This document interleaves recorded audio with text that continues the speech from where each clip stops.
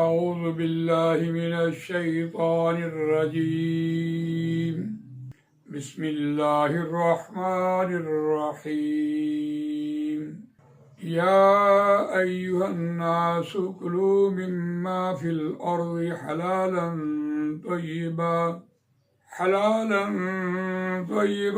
ولا تتبعوا خطوات الشيطان إنه لكم عدو مبين آمنت بالله صدق الله العظيم رب اشرح لي صدري ويسر لي أمري واحلل عقدة من لساني يفقهوا قولي اللهم أرنا الحق حقا وارزقنا اتباعه وأرنا الباطل باطلا وارزقنا اجتنابه آمین یا رب العالمین۔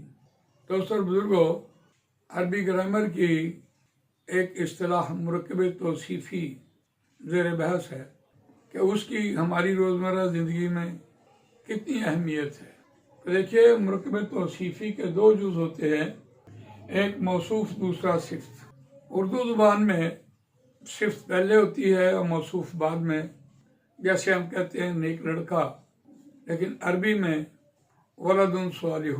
اعرابی اعتبار سے وہ دونوں ایک جیسے ہوتے ہیں، لیکن صفت جو ہے وہ موصوف کے تابع ہوتی ہے، اور 10 اعتبارات سے اسے دیکھا جا سکتا ہے۔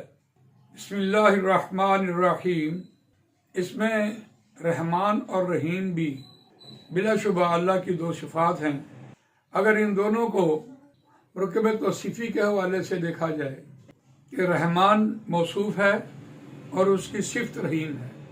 رحمان، فعلان، جولان، غضبان، سبحان، رحمان، یہ افعل تفضیل کے حوالے سے اس میں جوش، ولولہ یہ پایا جاتا ہے، اور رحیم اس میں دوام ہے، فعیل کے وزن پر مستقل مزاجی ہے۔ تو اس بات کو یوں سمجھتے ہیں کہ حضرت ابراہیم علیہ السلام نے خانہ کعبہ کی تعمیر میں جو دعا مانگی، وَإِذْ قَالَ إِبْرَاهِيمُ رَبِّ اجْعَلْ هَٰذَا بَلَدًا آمِنًا وَارْزُقْ أَهْلَهُ مِنَ الثَّمَرَاتِ مَنْ آمَنَ مِنْهُمْ بِاللَّهِ وَالْيَوْمِ الْآخِرِ۔ اور جب کہا ابراہیم علیہ السلام نے، اے میرے پروردگار، بنا اس شہر کو امن والا اور اس کے رہنے والوں میں سے ایمان لے آئیں، اللہ پر ایمان لے آئیں اور آخرت پر ایمان لائیں، ان کو خوب مالا مال کرنا۔ تو اللہ نے کہا، ابراہیم، انسان ہونے کے ناطے تیری خواہش تو بالکل ٹھیک ہے، خلیل اللہ ہے، لیکن میں اللہ ہوں۔ قال ومن کفر فأمتعه قلیلا ثم اضطره إلی عذاب النار وبئس المصیر۔ تو جس نے اس دنیا میں میرا انکار بھی کیا ہوگا، میں اس کو بھی پورا کروں گا، لیکن میں اس کو گھسیٹ لاؤں گا آخرت کے عذاب کی طرف، مجبور کر دوں گا، اور رہنے کی بہت بری جگہ ہے۔ اس دنیا میں انسان انکار بھی کر رہا ہے، پھر بھی اللہ تعالیٰ اس کو رزق دے رہا ہے، لیکن جو رحیمیت ہے، پھر وہ جنت میں جنتیوں کے لیے اسی طرح وہ چلتا رہے گا۔ تو یہ اس کے ذات میں رحیمیت ہے۔ تو گویا رحیمیت اس کی صفت ہے اور موصوف جو ہے وہ رحمان ہے۔ تو اس اینگل سے ہم نے دیکھا۔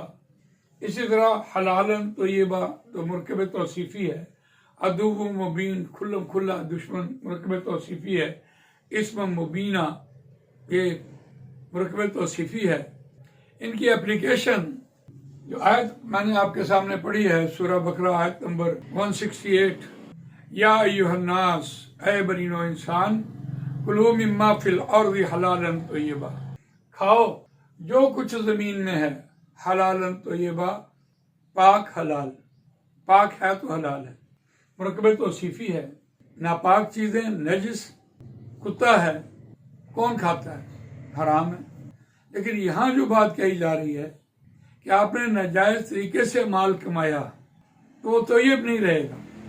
رشوت لی ہے، بے ایمانی کی ہے، جھوٹ بولا ہے، کم تولا ہے، ملاوٹ کی ہے، وہ حلال نہیں ہے۔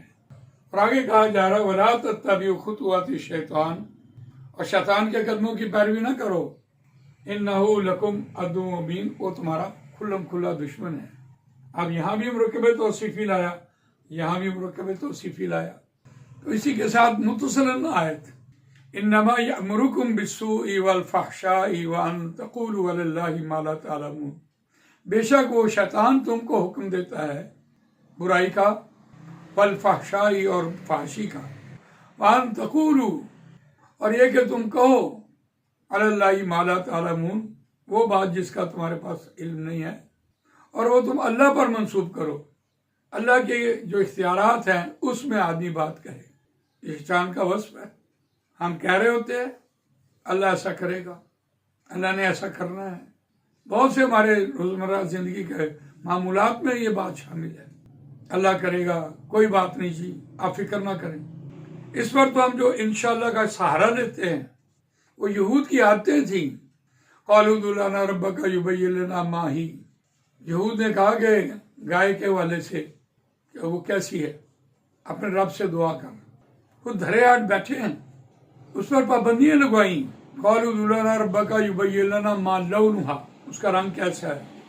قالوا ادع لنا ربک یبین لنا ما ہی ان البقرۃ تشابہ علینا، بے شک گائے جو ہے وہ ہم ڈھونڈتے رہے، متشابہ ہو گئی۔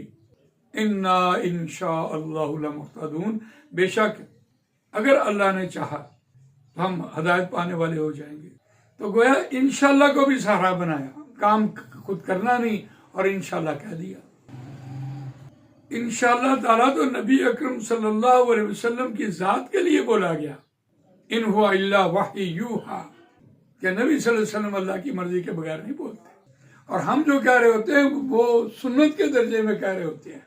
لیکن ایسا کبھی نہیں ہوا کہ نبی اکرم صلی اللہ علیہ وسلم نے کوئی دعا پڑھی ہو اور بے موقع، مسجد کی دعا پڑھی تو مسجد جا کر، سواری کی دعا پڑھی تو سواری پہ بیٹھ کے، غزوہ بدر تک پہنچ کر وہاں دعا مانگی۔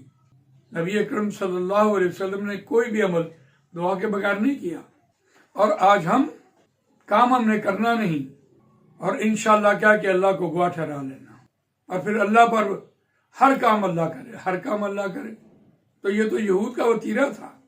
جب ان سے یہ بات کہی گئی کہ تم شہر میں داخل ہو جاؤ، تو پھر انہوں نے کیا کہا؟ فَاذْهَبْ أَنْتَ وَرَبُّكَ فَقَاتِلَا إِنَّا هَاهُنَا قَاعِدُونَ، بس جا تو اور تیرا رب دونوں جا کے جنگ کریں، جب وہ شہر خالی ہو جائے گا تو ہم داخل ہو جائیں گے، لیکن بے شک ہم یہاں بیٹھے ہیں۔ تو یہ تو ان کا وتیرہ تھا، مسلمانوں کا یہ وتیرہ ہی نہیں، یہ طریقہ ہی نہیں۔ اس اعتبار سے دیکھیے کہ شیطان کے عملوں میں وَأَن تَقُولُوا عَلَى اللَّهِ مَا لَا تَعْلَمُونَ، یہ کہ تم اللہ پر وہ بات منسوب کرو جس کا تمہارے پاس کوئی علم نہیں ہے۔ ہاں، بتوں سے حاجت مانگنا، کسی چیز کو حلال و حرام ٹھہرا لینا، یہ ساری جگہ یہ باتیں اپنی جگہ پر درست ہیں کہ ان سے منع کیا گیا، اور یہ شیطان کے عملوں میں ہے۔ لیکن ہم یہ دیکھتے ہیں کہ آج ہماری روزمرہ زندگی میں کام کیے بغیر جب یہ کہہ رہے ہوتے ہیں اللہ کرے گا، اللہ کو ایسے ہی منظور تھا، ون وے میں نے کاٹی، ٹانگ میری ٹوٹی، اللہ کو ایسے منظور تھا۔ تو اللہ کو مورد الزام ٹھہرانا اپنی روزمرہ زندگی میں اس بات کی بھی ممانعت ہے۔ تو اس پر قرآن نے جو دوسری دلیل دی، انظر کیف یفترون علی اللہ الکذب وکفی بہ اثما مبینا، کیسے وہ گھڑتے ہیں، کیسے وہ جھوٹ باندھتے ہیں، علی اللہ اللہ پر، الکذب جھوٹ کو، وکفی بہ اثما مبینا، اور کافی ہے ساتھ اس بات کے کھلم کھلا گناہ۔ تو گویا ہم مرکب توصیفی دیکھ رہے ہیں، اس میں یہ بات ثابت ہو گئی کہ اللہ کے اوپر جھوٹ باندھنا، جھوٹ گڑنا اور اپنے پاس سے کوئی بات اللہ پر منسوب کر دینا، یہ بھی اس کھلم کھلا جھوٹ میں شامل ہے اور وہ گناہ ہے۔ یہاں دیکھیے مرکب توصیفی لے کے آیا قرآن مجید، تو جو بھی شخص یہ بات کہے تو اس نے کھلم کھلا گناہ کیا ہے۔ تو اس اعتبار سے ہمیں اپنی روزمرہ زندگی میں اس بات کو مد نظر رکھنا چاہیے کہ بات کرتے وقت اللہ کے اختیار میں کوئی ایسی بات نہ کہیں کہ اللہ کے جو اختیارات ہیں اس میں یہ 5 کام جو ہیں، اور قیامت کب آنی ہے، بارش کب برسنی ہے، کہاں برسنی ہے، ماں کے پیٹ میں کیا ہے، کل انسان نے کیا کرنا ہے، موت کہاں آنی ہے، ان میں یہ کہہ دینا کہ ماں کے پیٹ میں کیا ہے، آج یہ آپ کی میڈیکل یہ بتا دیتی ہے کہ کب سے یہ ماں کے پیٹ میں بچہ ہے اور اس کا وقت کیا ہے، لیکن یہ نہیں بتا سکتی کہ وہ کیسا نکلے گا، کہیں معذور ہوگا یا نہیں ہوگا۔ یہ ساری باتیں اللہ کے پاس ہیں۔ تو اللہ تعالیٰ سے یہ دعا ہے کہ اللہ تعالیٰ ہمیں یہ شعور بخشے اور ہمیں اس کی توفیق دے کہ ہم اپنی روزمرہ زندگی میں کوئی ایسی باتیں نہ فضول سی باتیں کرتے رہیں جو ہمیں پتہ نہ ہو اور وہ گناہ ہو۔ سبحانک اللہم و بحمدک نشہد ان لا الہ الا انت نستغفرک و نتوب الیک۔